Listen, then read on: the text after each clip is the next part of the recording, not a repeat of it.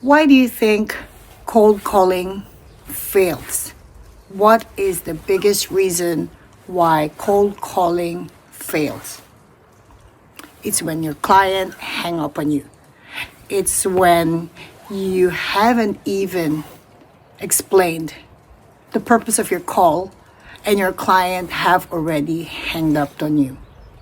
That's the biggest reason why 80% or more of cold calling attempts fail. The way to fix that, based on my expertise, based on my experience in cold calling and in sales, I'm going to give you a tip that you can use for this very major problem we all face when we have to do cold calling. Solution number 1. You need to learn to highlight the value early. What does that mean? Let's just say a typical cold call would allow you seconds, maybe 30 seconds, maybe 40 seconds before your client can decide whether they're going to hang up on you or they're going to stay on the line with you.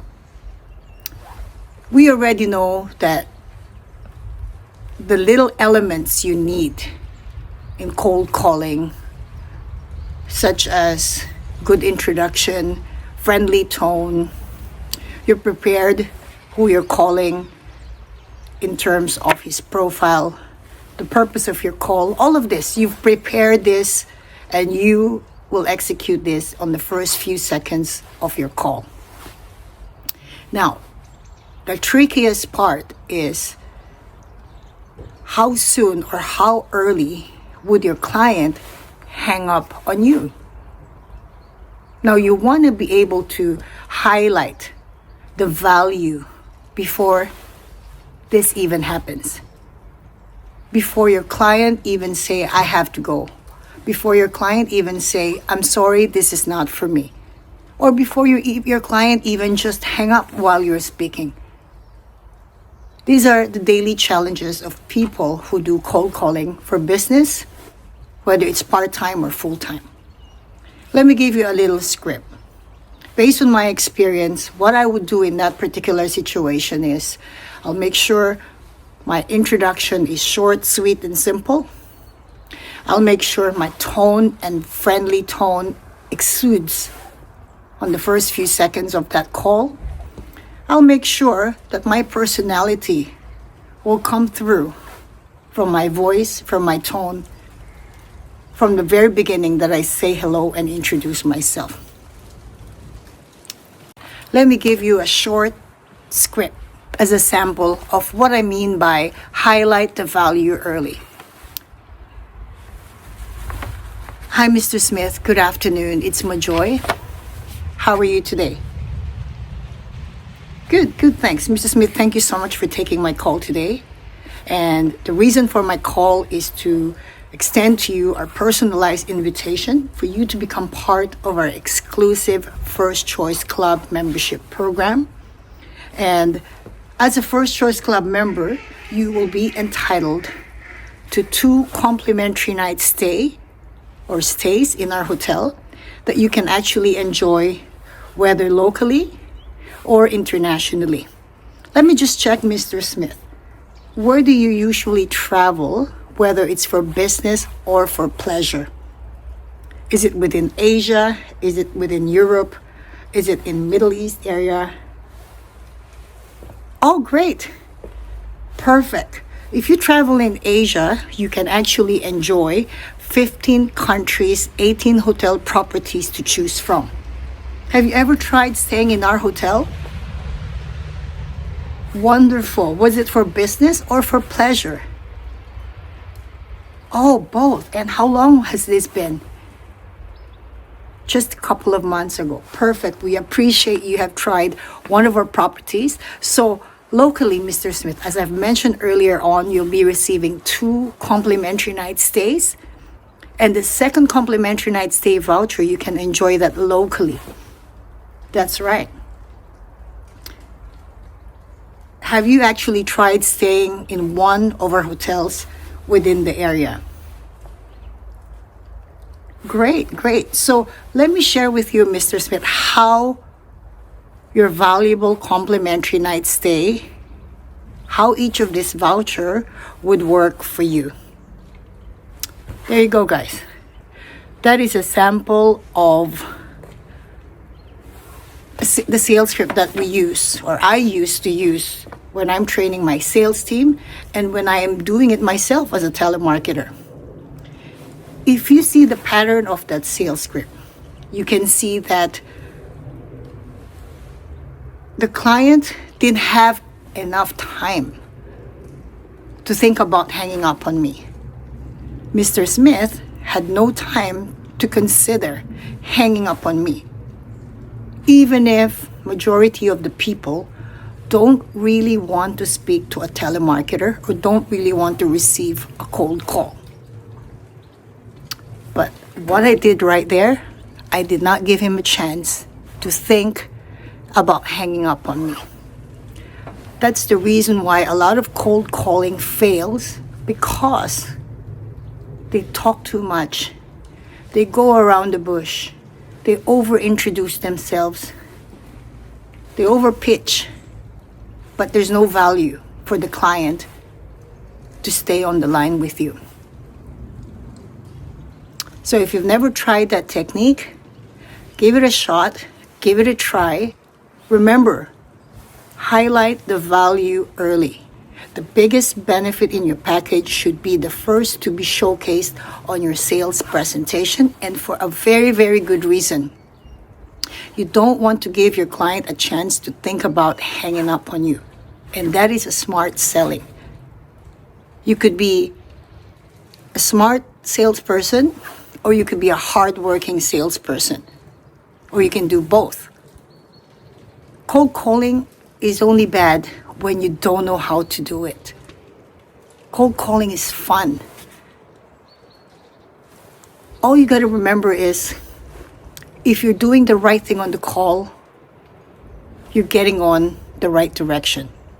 If you're doing all the wrong things on your sales call, even if you call 10, 20 hours a day, you're still going to be zero. So take note of that tip. And I have a couple of tips more for you why cold calling fails. I'll give you the solution number 2. Another reason why cold calling fails is when the client is in so much rush, or you call them at the wrong time. And there's always a wrong time when we call people. It's given. They could be in the middle of a very busy day, and we always call them during office hours or business hours, so it's fine. We really get it. It's really how it works. Now, one of the reasons why your cold calling fails is when you don't respect the time of your prospect. Have you ever received a cold calling or a telemarketer who pressed your time, who kept saying, "Oh no, this will only take 2 minutes of your time. This won't be so long." I received plenty of that calls. And you know what I do, or what I did? I hang up as fast as I could. Not because I'm not so interested about what he's to say to me, but I felt disrespected. I felt like the telemarketer or the salesperson does not respect the value of my time. Do the reverse of that. Mr. Smith, I understand.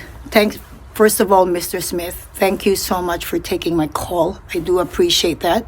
I can respect right now is not a good time for me to share with you your valuable complimentary night stays that we have reserved for you. So what I can do, Mr. Smith, is I'll hold on to these 2 complimentary night stay vouchers, and I will give you a call at the most convenient time for you today, and be able to share with you how your 2 complimentary night stays will work for you. Would 5 p.m. work for you today, Mr. Smith? How does that sound, guys? What did you pick up from that role play? Number 1, I made sure that I'm hitting 2 birds in 1 stone. How did I do that? I want to make sure that he recognizes how much I respect his time. I sounded pleasant. I didn't sound pushy. I was kind enough to even let him decide what time in the day should I call him back. But there's a but there.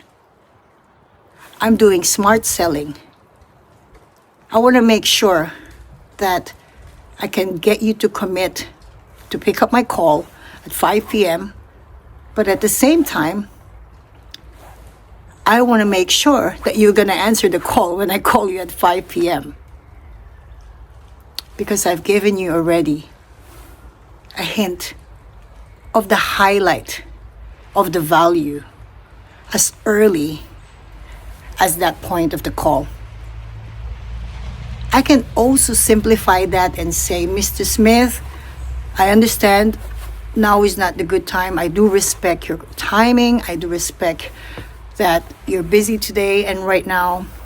Can I call you at 5 p.m.? Which one do you think between the 2 is much better? That's right, the first one.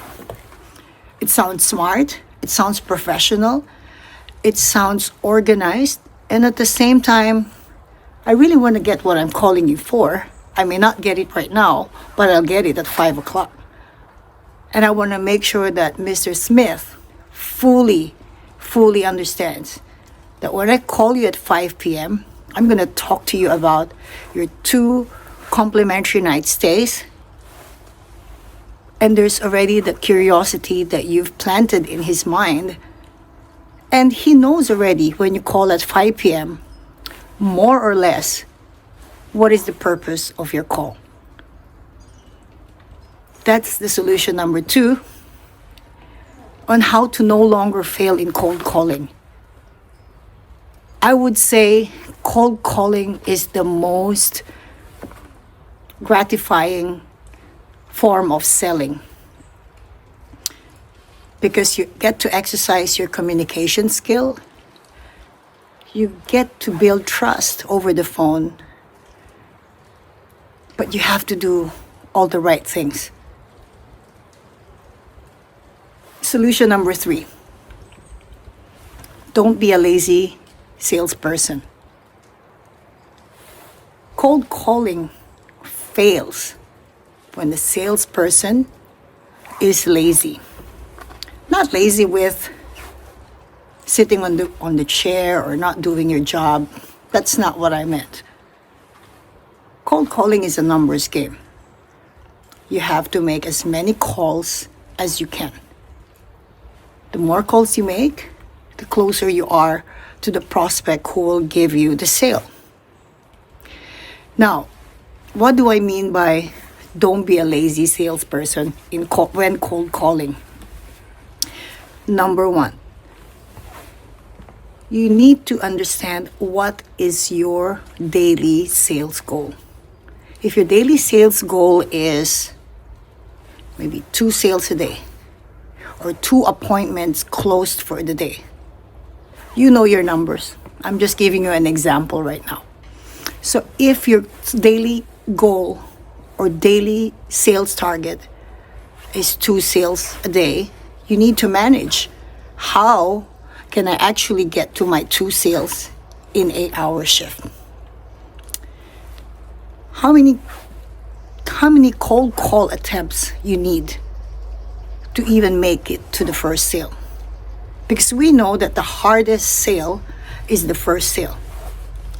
They call it the icebreaker. The ice breaker. By the way, the reason why I'm doing cold calling as a topic while I'm on holiday is there's no better way to do cold calling training video in the cold. So, going back to my point, you want to identify how many sales call or how many cold calls you need in order for you to get your icebreaker or your first sale. So if you're doing 8 shifts in a day, how many minutes on an average do you need to make one presentation? Plus minus. Whether your client will answer the call, whether your client will exit on the call on the first few seconds, or whether your client will stick around the entire presentation. Roughly, I would say, based on my experience, it would be an average of 15 minutes, 10, 12, 15 minutes for me to be able to conduct my full cold call, my full presentations. Multiply by that by the number of hours you have in a day, and you can somehow identify how you could get on your first sale, your icebreaker, and your second sale. Well, we know already that not every day is going to be Christmas Day as salespeople. You'll have good days, you'll have bad days. You'll have 0 days, and you suddenly would have one big day when you get to hit your sales target for 3 days in 1 day, or you're completely zero for 4 days and then you completely mess up the whole week and then you recover the following week. So my point is, for this third solution, what do I mean by don't be a lazy salesperson when you're cold calling? You need to make sure that based on the number of calls you need to make to get on your first sale, you really need to do that in terms of how many attempts, how many minutes do you use or do you have on every sales call. This has a lot to do also with time management when you're cold calling. There's another reason why cold calling fails is because not only that you don't make enough calls in a specific day or in a specific shift in order for you to get your first or second sale, but also because you overtalk unnecessarily when you should actually be using your time management on how many clients you should be speaking to in a day to get on your sales target. My biggest advice for you, don't aim for the sale. Aim for the number of calls you can complete in a day and in a shift.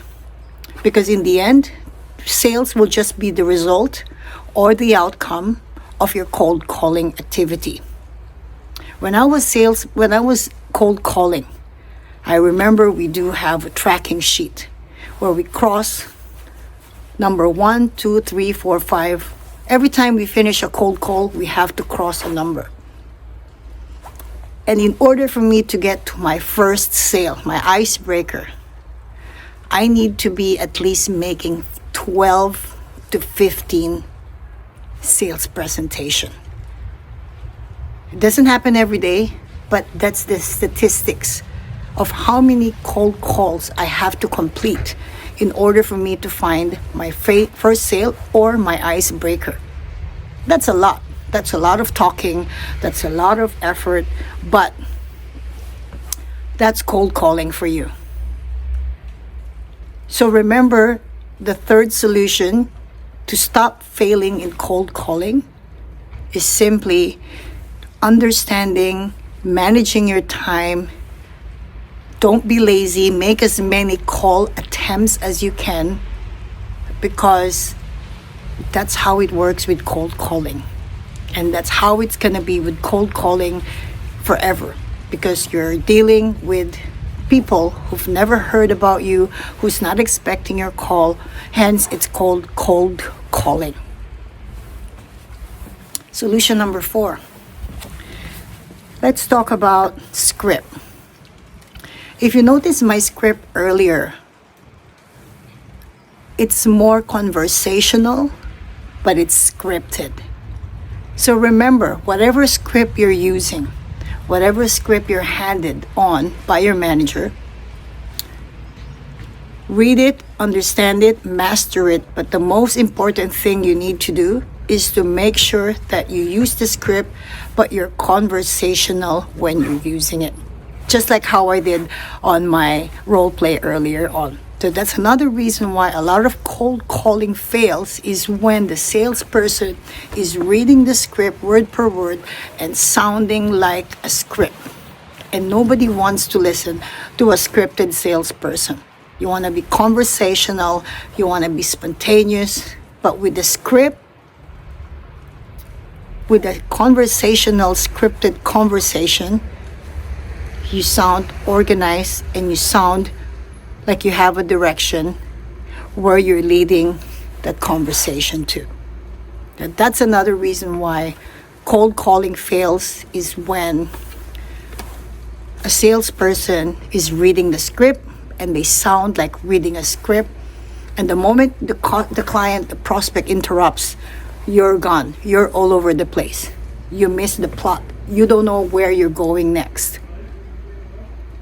So I'm going to get back on the next part of today's training. I've given you 4 solutions why cold calling should not fail anymore. I'm going to need to go back inside and warm myself a bit, because it's pretty cold where I'm at right now. And I hope you enjoyed today's training. See you on the part 2 of this cold calling training session. Stay warm. I'll see you on the next training session.